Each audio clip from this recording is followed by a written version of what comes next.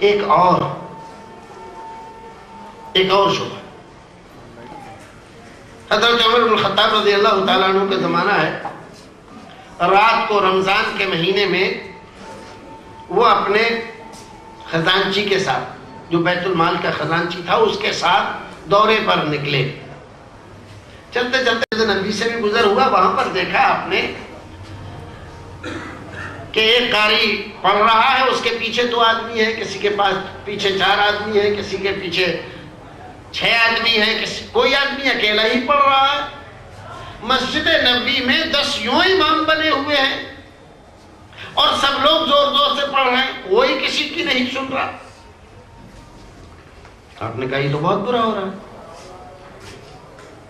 قرآن جب پڑھا جائے تو خاموش رہو اور اس کو سنو، حکم یہ ہے. اور یہ سب لوگ سن کوئی بھی نہیں رہا ہے، سب لوگ شور کر رہے ہیں ایک دوسرے کی آواز سے، اپنی آواز ٹکرا رہے ہیں، قرآن کی مخالفت کر رہے ہیں. چلے آئے، سوچا کہ اگر ان تمام کو ایک قاری کے پیچھے جمع کر دیا جائے تو کیسا رہے گا.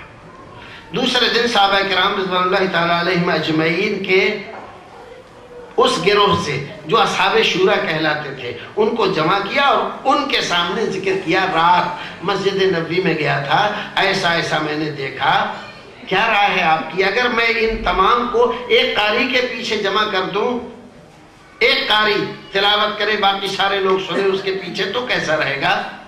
سب نے کہا اچھا. بس حکم دیا، 2 قاریوں کو تمیم داری اور ابی بن کعب. یہ صحابہ کرام میں مشہور قرامین کا شمار تھا. دونوں حضرات کو بلایا اور کہا کہ سنو، آج سے آپ حضرات مسجد نبوی میں امامت کریں گے اور سارے لوگوں کو تراویح آپ پڑھائیں گے.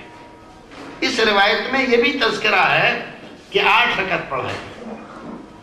کہاں ہے یہ روایت؟ حدیث کی اکثر کتابوں میں ہے اور موطا میں. حضرت عمر بن الخطاب رضی اللہ تعالیٰ عنہ نے حکم دے دیا، دوسرے دن سارے لوگ ایک قاری کے پیچھے جمع ہو کر تراویح پڑھنے لگے. حسب معمول آپ پھر رات کو نکلے دیکھنے کے لیے تو دیکھا کہ سارے لوگ ایک ساتھ جمع سے نماز پڑھ رہے ایک قاری کے پیچھے. تو جب آپ نے یہ ملاحظہ فرمایا تو آپ کی زبان سے نکلا، نعمت البدعۃ ھذہ،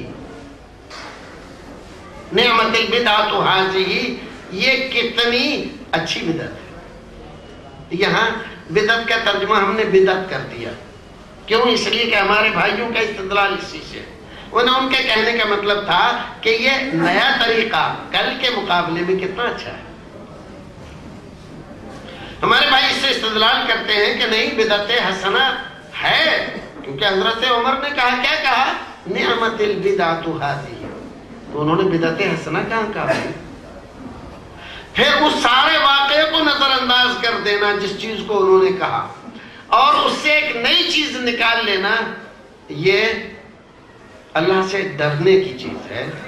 صحابہ کرام پر ایسا الزام لگانا، ان کو یہ کہہ دینا کہ انہوں نے بدعتیں ایجاد کی، بہت بڑی جرأت کی بات ہے. رسول اکرم صلی اللہ علیہ وسلم نے جب حکم دیا کہ میرے بعد بہت سا اختلاف تم لوگ دیکھو گے، فَإِنَّهُ مَن يَعِشْ بَعْدِي فَسَيَرَىٰ اخْتِلَافًا كَثِيرًا. صحابہ کرام نے پوچھا کہ اللہ کے رسول، جب یہ اختلاف کثیر ہو جائے تو ہم کیا کریں گے جب یہ اختلاف برپا ہوگا؟ تو فرمایا فَعَلَيْكُمْ بِسُنَّتِي وَسُنَّةِ الْخُلَفَاءِ الرَّاشِدِينَ الْمَهْدِيِّينَ عَضُّوا عَلَيْهَا بِالنَّوَاجِذِ تَمَسَّكُوا بِهَا وَعَضُّوا عَلَيْهَا بِالنَّوَاجِذِ. دیکھیے صحابہ کرام رضوان اللہ تعالیٰ علیہم اجمعین میں خاص طور سے خلفاء راشدین کی سنتوں کو مضبوطی سے پکڑنے کا حکم دیا ہے.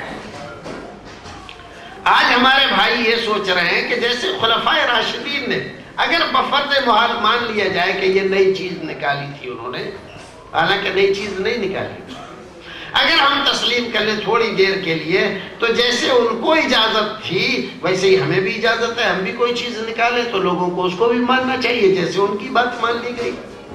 تو یہ حضرات اپنے آپ کو خلفائے راشدین کے درجے میں رکھ رہے ہیں. کیا یہ صحابہ کرام رضوان اللہ تعالیٰ علیہ مجمعین خلفائے راشدین کا احترام ہے؟ کیا یہ ان کی تعظیم ہے؟ یا ان کے ساتھ توہین کا معاملہ ہے کہ آپ اپنے آپ کو ان کے برابر سمجھ رہے ہیں؟ جیسے ان کو کوئی چیز نکالنے کا اختیار تھا، ہمیں بھی اختیار ہے، لیکن ان کے بارے میں تو رسول نے یہ کہا علیکم بسنتی و سنت الخلفاء الراشدین. تمہارے بارے میں کیا کہا ہے کہ 14ویں صدی کے مولوی کوئی چیز نکالیں تو اس کو بھی مان لینا اور عمل کرنا ہے؟ کہیں نہیں. اب اس اعتبار سے یہ غلط. اب آپ دیکھیے تراویح کی نماز، صلاۃ اللیل، قیام اللیل یا قیام و شہر رمضان، احادیث میں اس نماز کو ان الفاظ سے یاد کیا گیا. وہاں لفظ یہ تراویح کا یہ بعد میں ایجاد ہوا ہے، احادیث میں لفظ تراویح کا نہیں ہے. وہاں قیام اللیل ہے، قیام و شہر رمضان ہے، صلاۃ اللیل ہے. حضرت عمر بن خطاب رضی اللہ تعالیٰ عنہ نے جو جماعت سے تراویح کروائی، کیا یہ بدعت تھی؟ اس کو بدعت کہنا اپنے عقل و دانش پر ماتم کرنا. رسول اکرم صلی اللہ علیہ وسلم نے اپنے دور میں، اپنے زمانے میں صحابہ کرام کو 3 دن جماعت سے یہ نماز پڑھائی تھی. چوتھے دن صحابہ کرام کی کثیر تعداد مسجد نبی میں حاضر ہو گئی، جس کو پتہ چلا کہ آپ رات کو قیام رمضان کرتے ہیں اور جماعت سے نماز پڑھا رہے ہیں. تو اس فضیلت کو حاصل کرنے کے لیے، اس لذت کو حاصل کرنے کے لیے جو آپ کے پیچھے قرآن سننے سے ملتی تھی، صحابہ کرام دور دراز سے آ کر جمع ہو گئے. لیکن چوتھے دن رسول اکرم صلی اللہ علیہ وسلم نکلے نہیں حجرہ مبارک سے، اور ادھر صحابہ کرام تھوڑی دیر کے بعد آدمی اٹھتا مسجد سے، آپ کا حجرہ مسجد سے نکلا لگا ہوا تھا، وہاں جاتا، ہر ایک آدمی کوئی کھکار رہا ہے، کوئی مٹھار رہا ہے. کیا سوچ رہے ہیں کہ رسول اکرم کی شاید آنکھ لگ گئی، آپ شاید سو گئے، تو اس طرح سے ہم جگا دیں آپ کو تاکہ آپ نکلیں اور نکل کے ہمیں نماز پڑھائیں. لیکن آپ نکلے نہیں یہاں تک کہ فجر کی اذان. جب سحری کا وقت ہوا لوگ چلے گئے نماز، سحری والی کھا کے آئے نماز فجر کی پڑھنے کے لیے. تو آپ نے نماز پڑھانے کے بعد کہا رات جو کچھ تم کر رہے تھے نا وہ مجھے سب معلوم ہے، میں کوئی سو نہیں رہا.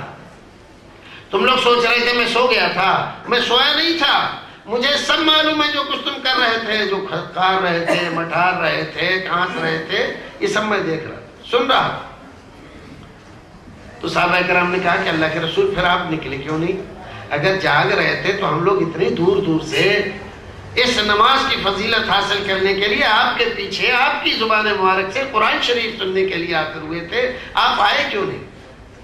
تو آپ نے فرمایا اس لیے نہیں آیا، مجھے ڈر ہوا کہ کہیں اللہ رب العزت تمہارے ذوق شوق کو دیکھ کر اس نماز کو تمہارے اوپر فرض نہ کر دے. تو آج جو ذوق شوق تمہارے اندر ہے کل نہیں رہے گا، اور اگر فرض ہو جائے اور تم اس کو چھوڑ دو گے تو اللہ رب العزت عذاب دے گا. تو میں نہیں چاہتا کہ میری امت پر ایک فریضہ بڑھ جائے اور اس میں کوتاہی کرے تو اس کی پٹائی ہو. مہربانی، لطف و کرم رسول اکرم صلی اللہ علیہ وسلم کا امت کے بھلے کی سوچنے کی وجہ سے چوتھے دن تراویح کی نماز کے لیے آپ تشریف نہیں لائے.